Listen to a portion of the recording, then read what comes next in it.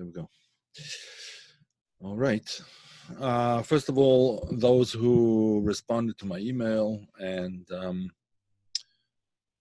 with very good advice and so on and so forth, and offers, I really appreciate it. The question, by the way, was whether I should get involved in sort of a counseling kind of a situation. And many of you said yes. I appreciate your input, whichever way it went, and hopefully you'll be hearing more about it in the days to come. In any event, tonight's Zohar is a rather unusual one, as you saw from the title. The title in Hebrew is Bat Roshi, which translates as the daughter of my head, which by any accounts is kind of an unusual expression. What does it mean? What is the daughter talking about? What is the Zohar talking about? So, as everybody probably remembers, the Tikunei Zohar, which is the work that we're studying at the moment, the Tikunei Zohar, discusses 70 different permutations of the first word of the Torah. First word of the Torah is Bereshit, of the Bible is Bereshit, in the beginning. In the beginning, God created, etc., heavens and earth. So the word in the beginning, Bereshit in Hebrew, has 70 different permutations, which are acquired by, in most cases, dividing the word into more than one word, but like two words. In this case, Bat Roshi, the daughter of my head. Now, what does this mean? So the commentaries and the Zohar itself explains. I'll just show you a copy of the Zohar where the Zohar talks about this. Here we go. So this is the fourth Tikun, the fourth Tikun of Tikunei Zohar.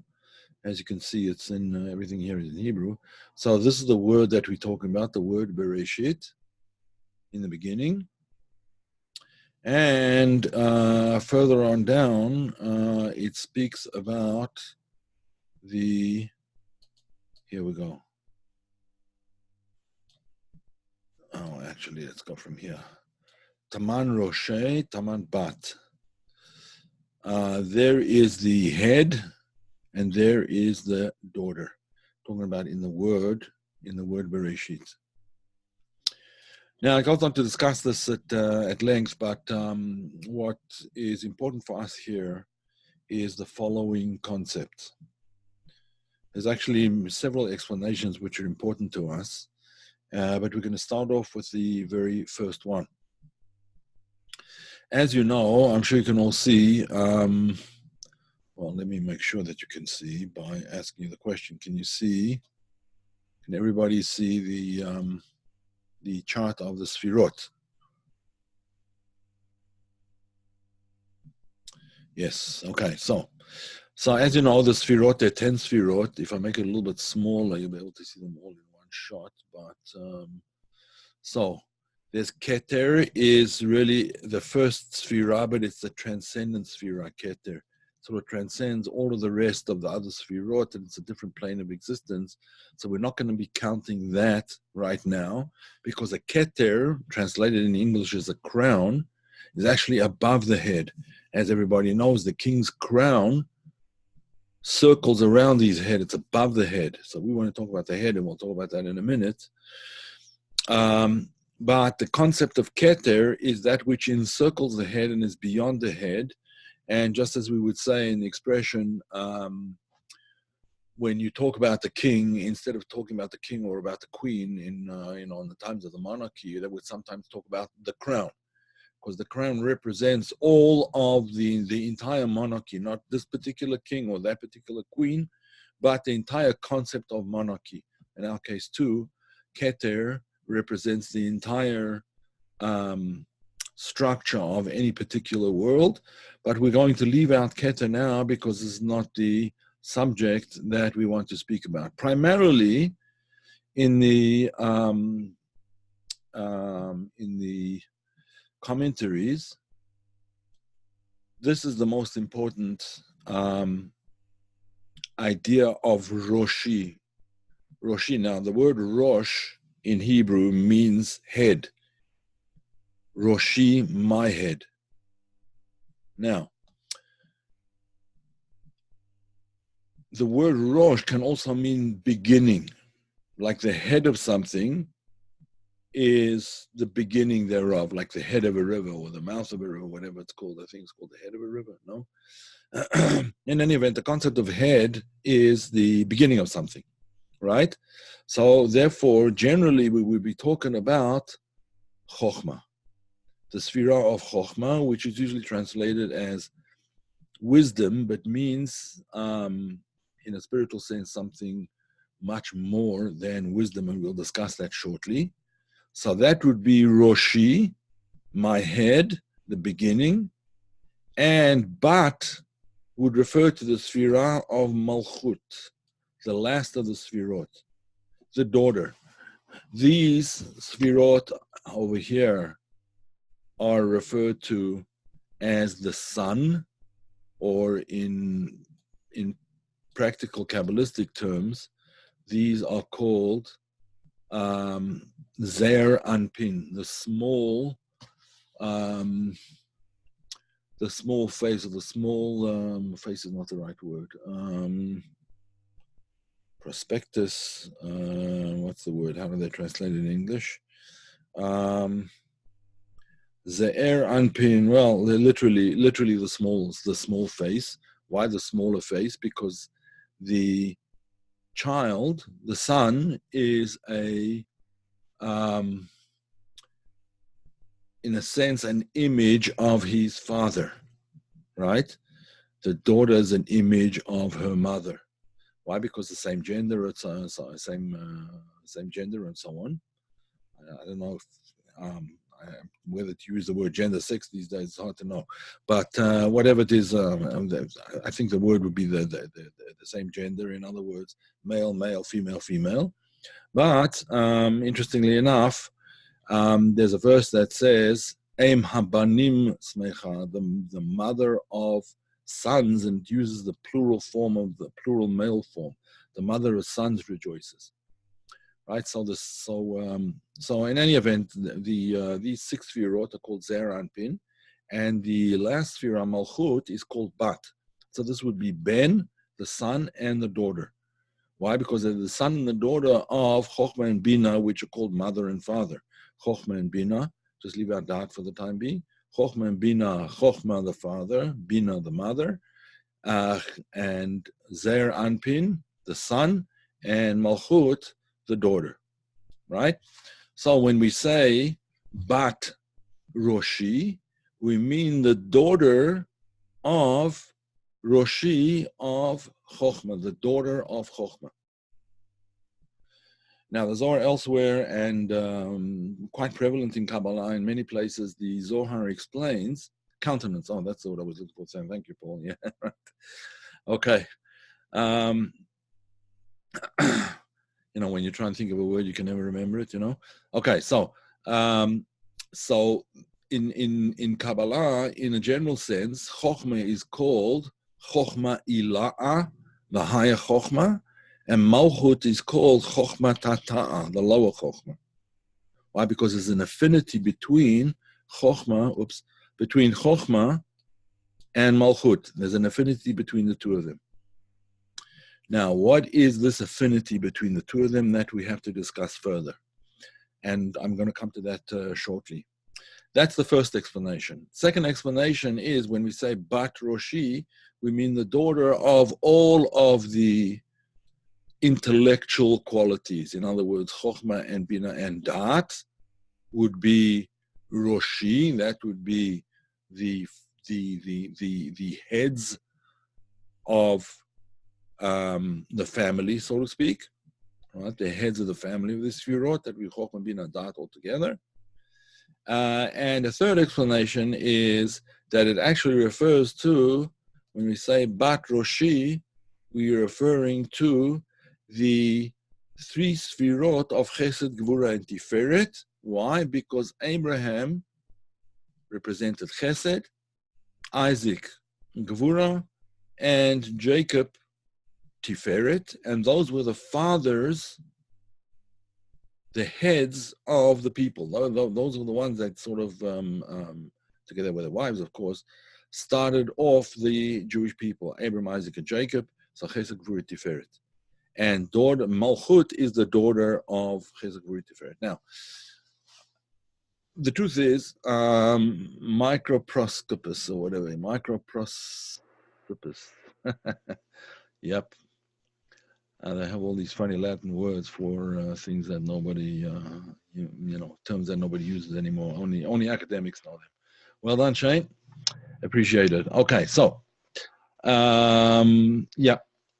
So, what can we glean out of this idea? So one of the explanations, there are many things that come out of this idea, the daughter of the head. Let's first talk about the daughter of Chokhmah. When we talk about Malchut as the daughter of Chokhmah, now as you know, each of these sfirot is also associated with a soul power. The soul power of Chokhmah is called bitul, koach ma, bitul, the idea of self-nullification, whereas malchut is essentially self-expression. Malchut corresponds to the mouth, the expression of things. So that's malchut. So for the time being, let's see, maybe we can actually do this. We're going to be talking about Chokhmah and Malchut for now. Okay. I hope I can get that out afterwards. All right. All right, we will see. Okay, so Chokhmah and Malchut. So, one of the ideas is as follows. Chokhmah represents the idea of the innermost thought of a person, the innermost thoughts. Or you could say, the frame of mind, the mind frame of a person, whereas Malchut is the expression thereof. Now, what I'm getting at is as follows. The way a person's mind, let's not use the word mind frame, let's use the word mindset. The person's mindset, which has to do with Chokhmah, or alternatively with Chokhmah, Bina, and Da'at altogether, but the first aspect of a mindset is essentially Chokhmah. So a person's mindset is not only revealed in the person's behavior, in the person's self-expression. Malchut is action, Malchut is also speech and action. Whereas these sfirot over here are all emotional. These are the intellectual sfirot, or the intellectual powers of the soul. These are the emotional, and these are the active and the expressive, Malchut. So,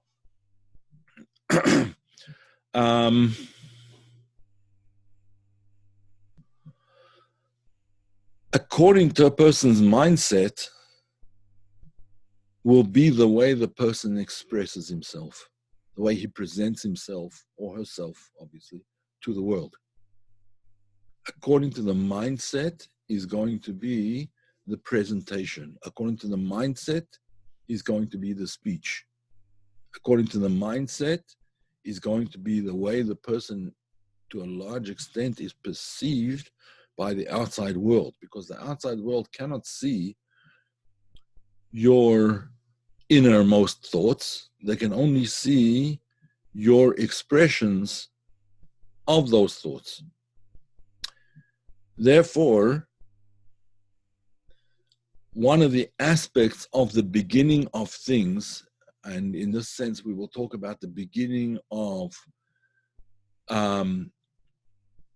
directing one's life towards where one wants it to be, which is a big subject, and I don't want to get into it right now, all of what that means, but in order to direct the outer expression of one's life in a certain direction, that will depend very much on what the mindset is. According to the mind, or the mindset, will be the expression.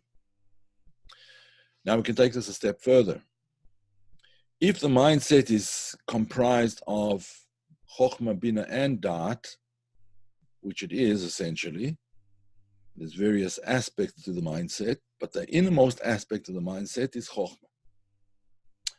And as we said before, the idea of Chokhmah is called Koach Ma. Koach Ma can be translated as the power or the potential of being undefined. The power of being undefined. The word Ma in Hebrew literally translated means what? In other words, it's not defined as yet.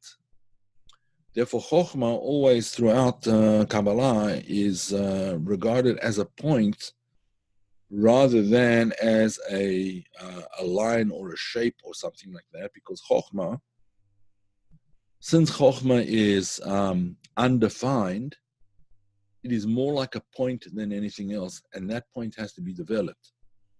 And it will be developed by the other Sfirot. That's how things work. It starts from a point and then expands through the other Sfirot. But the important thing here is that the presentation to the outside world, and if the truth be told, the presentation of the person to themselves,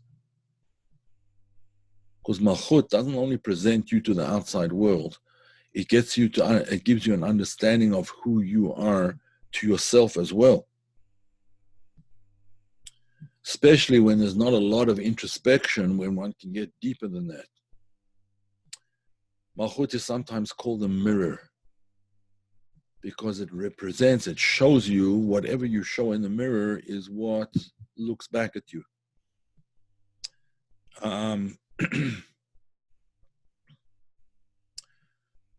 So, there's a principle, and I think we've spoken about this on a number of different occasions. There's a principle in, I suppose you could say, in Jewish psychology. It comes from a work called Minchat Chinuch. Which is a commentary on the work called the Chinuch, the Sefer Chinuch, which literally means the Book of Education. The Book of Education is a book which lists the 613 commandments of the Torah. In the Torah and in the Bible, there's 613 commandments altogether, and it goes into a discussion of each one of these, what verse it is based on, each commandment, what verse it is based on, some of the basic principles of that commandment, and what the idea is behind the commandment. That's what the Sefer the Minchas Chinuch, in his commentary on the Chinuch, does. It goes into great depth about the meaning of each of the commandments and so on. Okay, one of the principles that's outlined in the Minchas Chinuch is Acharei ha'peulot nimshachim halavavot, which means that emotions, the heart, heart follows action. Now, didn't we just say the opposite? Didn't we just say that the action is the result of a mindset, and it's the result of the mindset starts off? Let's say a person has a very negative mindset. Right? It's a negative mindset.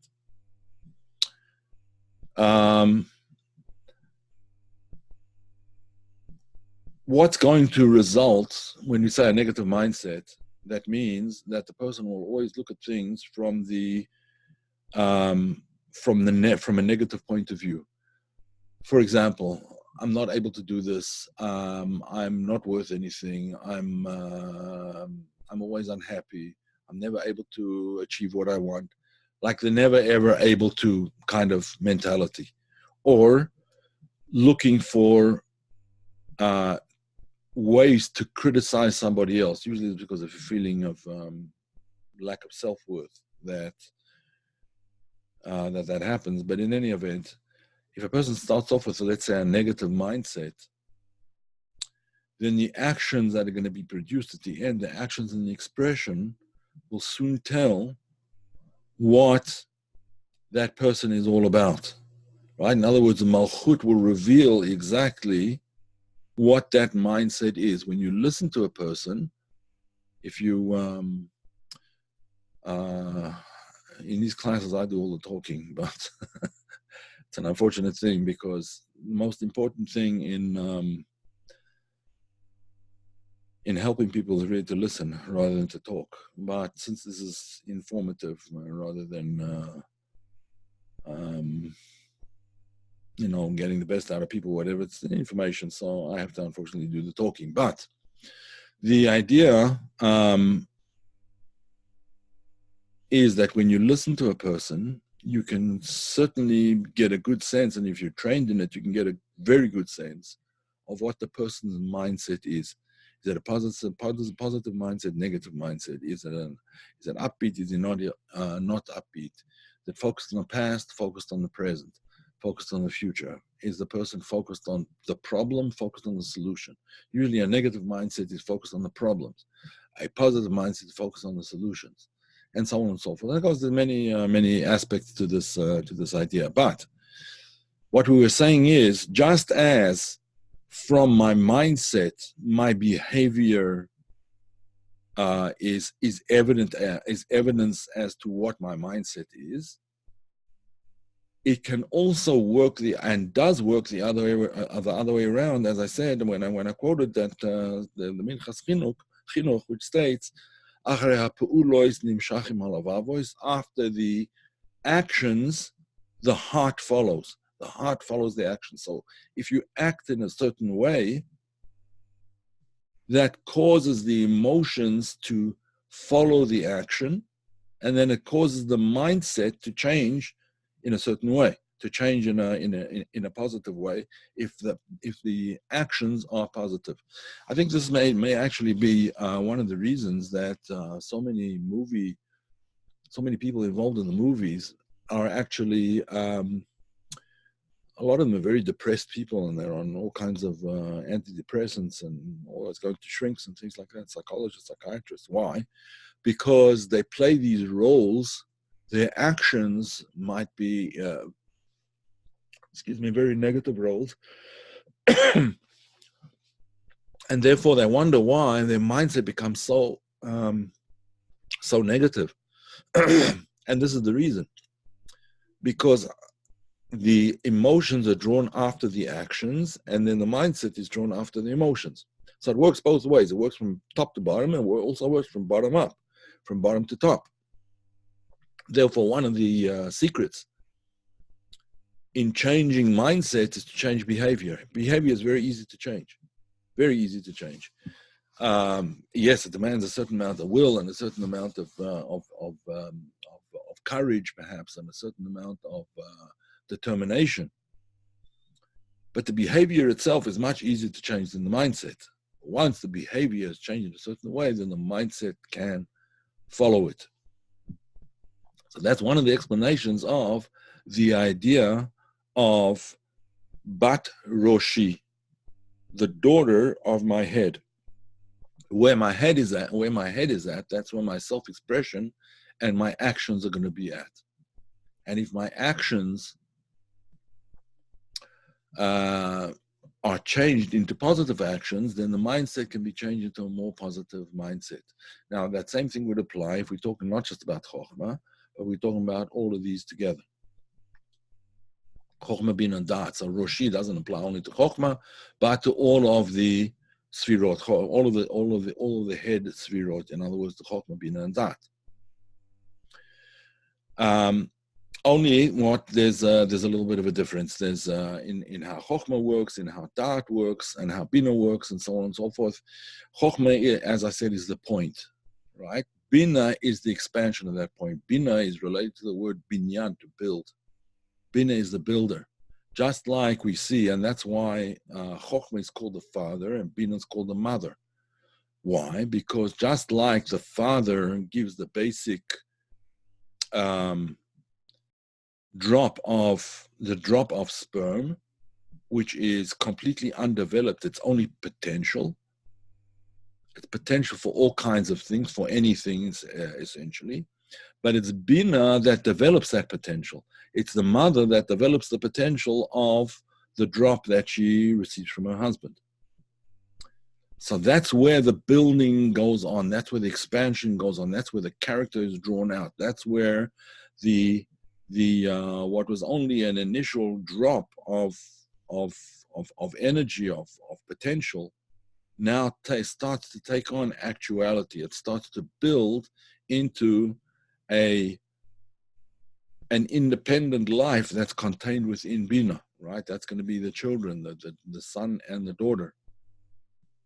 And this is actually a very critical part of the relationship in a family situation. One of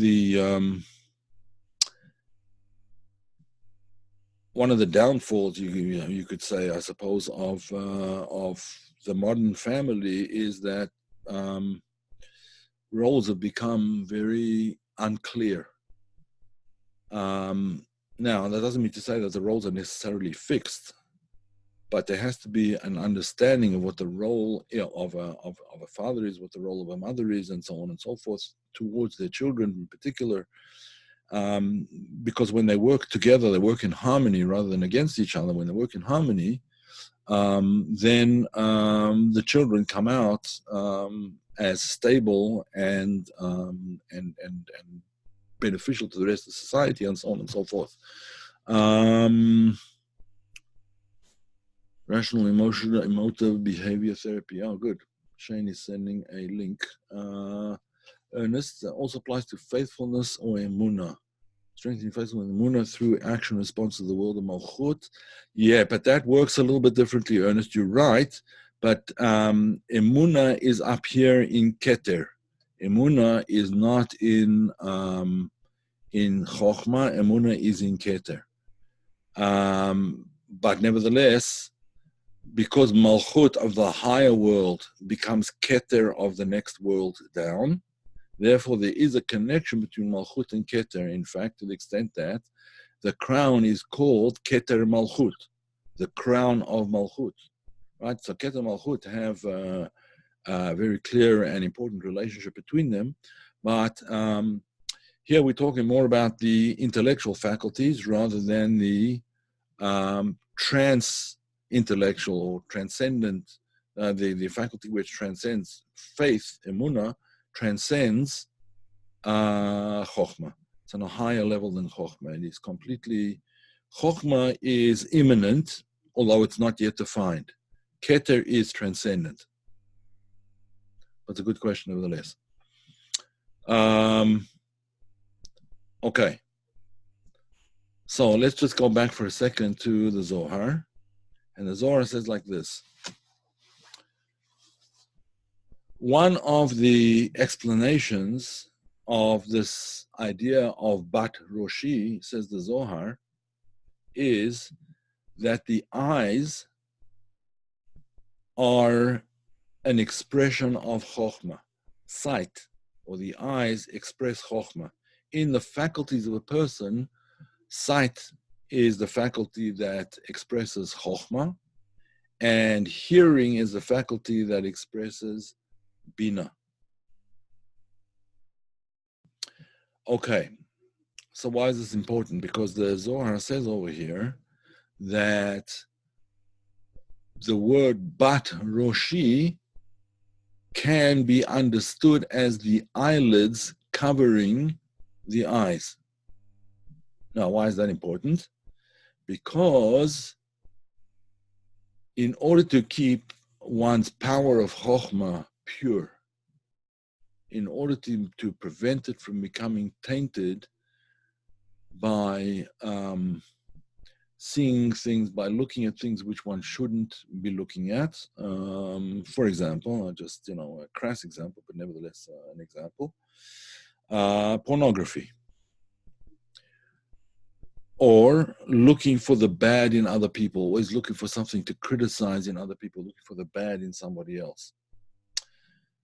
Those are when one looks at things outside of oneself or even inside of oneself that are called erva, nakedness, the nakedness of another person doesn't necessarily only mean their physical, what's underneath their clothes. It also means looking at their nakedness, exposing their inner core in a way that's embarrassing to them, in a way that demeans them, in a way that belittles them, and so on and so forth. So says the Zohar, what's the bat roshi? Those are the eyelids that close over the eyes. They close the eyes and prevent the eyes from seeing. So one of the symbiotic relationships between Malchut and Chokhmah, we explained before that Malchut is the expression of Chokhmah, but Malchut can also be that which covers Chokhmah and prevents it from becoming contaminated with the various contaminants that there are in the world or in ourselves, for example, even. Therefore, closing the eyes to the negative qualities of another person. Obviously, this doesn't mean becoming oblivious to evil. One should never be oblivious of evil. One has to always be aware, because if one's not aware of evil, then unfortunately it could come to bite you in the rear end. So one can't be oblivious to it, but it means simply in this sense, oblivious, not looking for the evil in another person. They say about someone like Charles Manson, for example. They say that he had a unique knack for finding a person's weaknesses and the things that would most embarrass them, and that's how he got to control people, from fear that he would reveal their innermost shame, let's put it that way. And that's how he controlled people. And this is Machiavelli, I believe, was the same thing. Machiavelli, the evil genius, the Italian evildoer Machiavelli, and many other people, I think, are similar to this, falling to that kind of category. So the Zohar suggests that when you see the nakedness of another person, and again, this doesn't mean necessarily physical nakedness, but when you see the nakedness, the shame, another person's embarrassment, you close your eyes. You don't look at it, because the person will know that you're looking, and that the shame is revealed, and that can become very, very disheartening, discouraging, and can ultimately destroy a person. So, as we see from the various people that Charles Manson, Machiavelli, and so on and so forth were involved with. So, closing one's eyes and not looking where one's not allowed to look. In a simple sense, things like pornography. In a more spiritual sense, not looking at the nakedness, the shamefulness of another person, but on the contrary, looking for, opening your eyes to the good qualities of a person, looking for the good in a person, and therefore emphasizing it and bringing it out in action. This is, again, part of education, is to bring out in other people their own best selves, their own best efforts, their own best potentials. Okay. Yes, like Noah and his son. Perfect. That's exactly because Canaan saw the nakedness of Noah. It says that Noah got drunk and he became uncovered in his tent. And Canaan, who was the son of Ham was one of the three sons of Noah, and he saw it and he told his father. So his father went and castrated his grandfather Noah. Right? Okay, so like Noah and his son is a very good example at looking at the negative. Whereas the other two sons, Shem and Japheth, when they understood that their father was naked, uncovered, they took a sheet and they walked backwards in order to cover him and not see his nakedness. They covered his nakedness so that it shouldn't be visible to anybody, not even themselves. So Ernest said, it's amazing that the lowest level of Malchut assists Chokhmah as the eyelids protecting Chokhmah, even though the images are still in the immediate environment. Yes, correct. The Zohar then goes on to say that looking more deeply into the eye, there are three colors in the eye. There's the white part of the eye. There's the color, I think it's called the iris, if I'm not mistaken. Yes, the iris. Yes. The iris around the eye, that's the colored part of the eye. Sometimes blue, sometimes green, sometimes brown, sometimes even almost black. Right? And then there's the ishun, what's called in Hebrew the ishun ha'ayin, which is the black part of the eye, the pupil. So the pupil, the iris, and the eyeball. And the Zohar says that this represents also the three patriarchs, or three fathers of the Jewish people. Abraham is the white, Isaac is the black part of the eye, the well of the eye, or the iris. No, the pupil, and Jacob represents the iris, the multicolored part of the eye. Okay, so it says therefore again that you have to know how to use your eyes. You use the white of your eye more than you use the black of your eye. The black of your eye should only let in positive experiences. The white of your eye should broadcast, so to speak, positive messages. If anyone is familiar with hypnosis or with there's a science of detective facial what's it called, facial detection. There's experts in facial detection to know when a person is lying and when he's saying the truth, when a person's lying, and so on and so forth, and when a person's feeling uncomfortable. So emotional detection or facial detection, because there's little tells, there's little things that appear in the eyes in particular when they're involuntary. We don't even know that we're doing them. Like, for instance, when a person is afraid, they'll just sort of move their eyes slightly, looking for an escape route kind of thing. When a person is not telling the truth, they'll usually widen their eyes.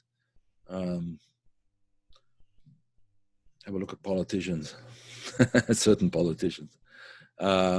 Also, sometimes when a person is not telling the truth, they'll close their eyes like that. So you shouldn't be able to see their thoughts, so to speak.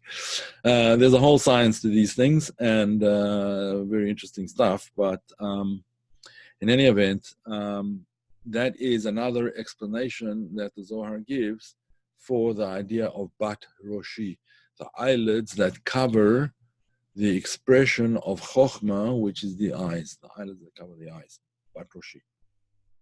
Okay, any questions, folks? You close your eyes when I think. Yeah, I also do. I also close my eyes when I think. But when you're talking to someone, you close your eyes. Not really closing them like that, but more like fluttering your eyes, that kind of thing. That's when a person is not telling the truth. You have to study it, and it's not the same in every person either. But after studying a person for a while, you'll notice, like, when the person's not telling the truth, sometimes they'll go like that. Sort of blink quickly. To sort of break the gaze, and so on and so forth. So, and again, when a person's not telling the truth, they'll often open their eyes like this, sort of. I don't want to get into politics here, but a very good example is someone like Adam Schiff. Look at these, always got his eyes like wide open like that. I think he has some kind of problem, but nevertheless, when he talks, he opens his eyes even wider than they naturally are. And that's usually when he's lying. Okay, so without getting into politics, yeah. All right, folks, I think that's it for tonight. If there's any other questions, we'll be happy to answer them. Otherwise, let's leave it at that.